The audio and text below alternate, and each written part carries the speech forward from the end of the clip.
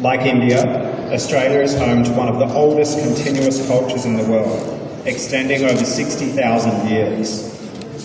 Our First Nations people are some of the world's oldest artists, scientists, astronomers and caretakers of land.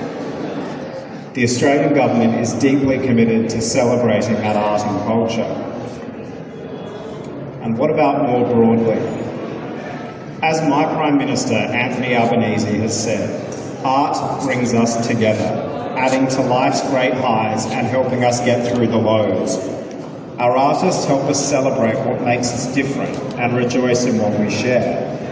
Whether it's our stories being told, our music being played, or our world being interpreted through paint, dance, textiles, stone or clay, the arts are central to all of our being.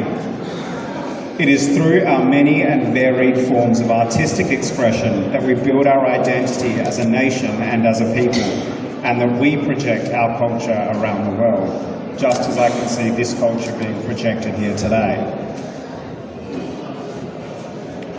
The Australian government has a role in fostering the creative forces which live in our country, but of course the government doesn't do the creating.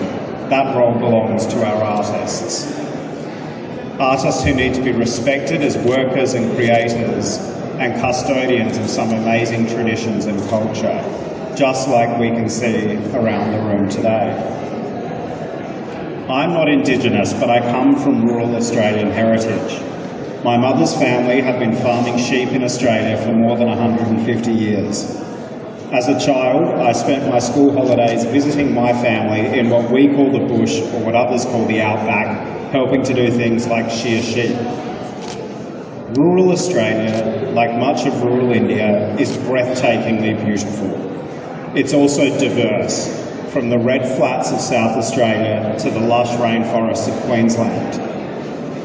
It's also a place of deep and close communities, and I can see that reflected here today too.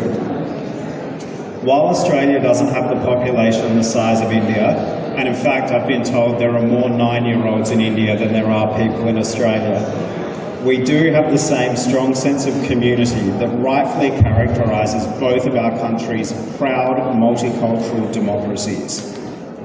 So when we gather to celebrate rural culture, we are gathering to celebrate an important part of national culture and history in both Australia and in India. Congratulations to everybody who put this together. It is absolutely wonderful. Thank you so much for having me.